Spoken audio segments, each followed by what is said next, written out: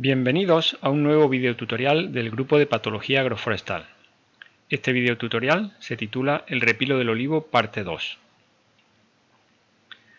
El control del repilo ha de hacerse integrando todas las medidas de las que se dispone en la actualidad, basadas en el conocimiento que se tiene de la enfermedad.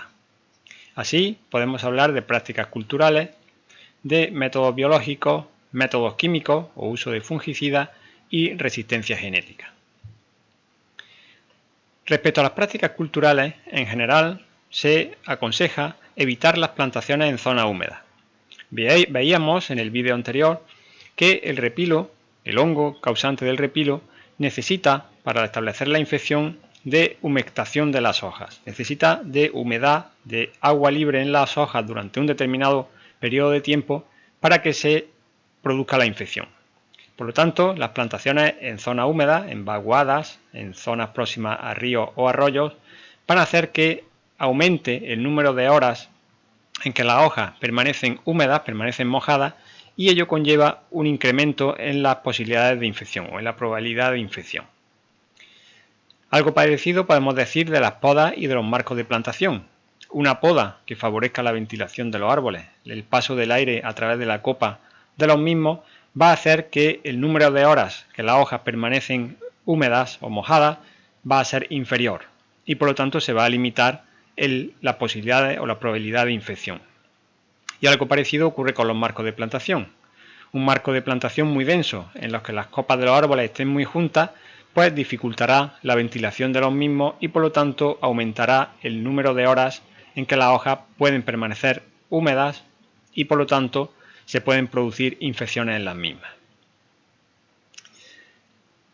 Respecto a la fertilización, se ha comprobado que en esta enfermedad el exceso de nitrógeno y la carencia de potasio favorecen la infección de las hojas.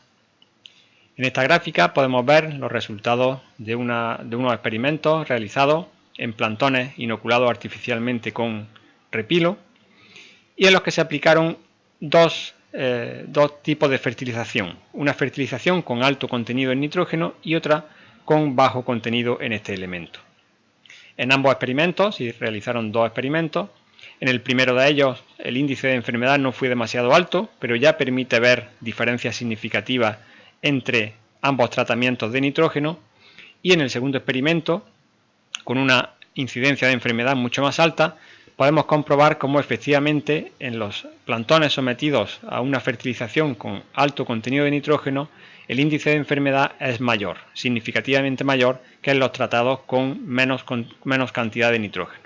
Por lo tanto, podemos concluir que el exceso de nitrógeno favorece la infección por el repilo. Respecto a las hojas caídas, ya decíamos en el vídeo anterior que en el caso de esta enfermedad no tienen importancia como fuente de inóculo. No hay que preocuparse por las hojas que quedan en el suelo una vez que han caído como consecuencia de la actuación de esta enfermedad.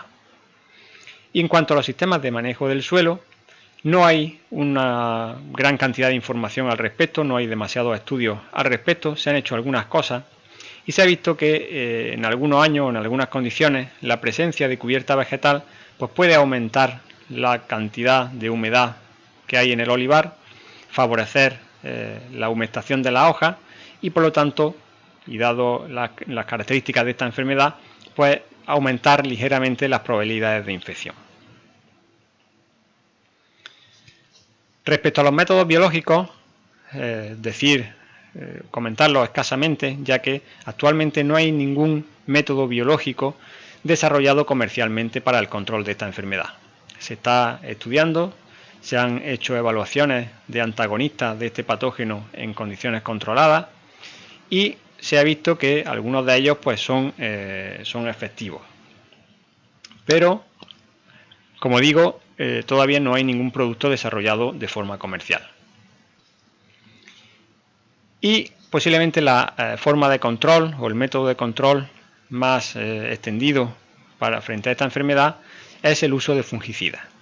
Dentro de los fungicidas podemos encontrar dos grandes grupos, los protectores y los sistémicos, y dentro de los protectores pues encontraríamos aquellos que son más ampliamente utilizados en el olivar, que son los productos cúpricos o productos a base de cobre. Respecto a estos productos, hay algunos factores que son de gran importancia, como puede ser el momento de aplicación. Vamos a hablar también de estrategias de aplicación, sobre todo para tratar de reducir la cantidad de cobre aplicado por la posible limitación que la Unión Europea va a establecer en el uso de este elemento como fitosanitario en un futuro próximo.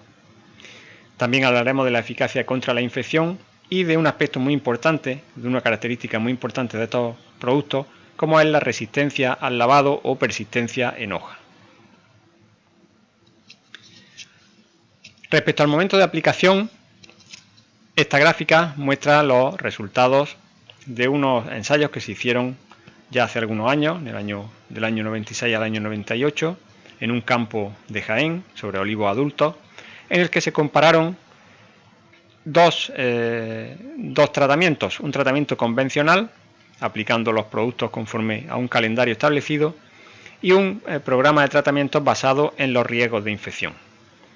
La línea amarilla sería el tratamiento convencional, nos indica el nivel de incidencia de la enfermedad en los árboles tratados con ese programa de tratamientos. Vemos que la incidencia de la enfermedad o el porcentaje de hojas infectadas es muy bajo, al final aumenta ligeramente. También es muy bajo en el tratamiento basado en los riesgos de infección, indicado por la línea roja, también aumenta ligeramente al final, pero no llega a haber diferencias significativas entre ellos. Y la línea verde nos indica los árboles testigos o el porcentaje de hojas infectadas en los árboles testigos, que como podemos comprobar, pues prácticamente llega a cerca del 100%. La diferencia fundamental que vimos en este experimento fue que mientras en el tratamiento convencional habíamos aplicado 1, 2, 3, 4 y 5 tratamientos, señalados aquí con las flechas amarillas, en el tratamiento basado en los riesgos de infección, que serían las flechas rojas, dimos solo 1, 2 y 3 tratamientos con resultados similares.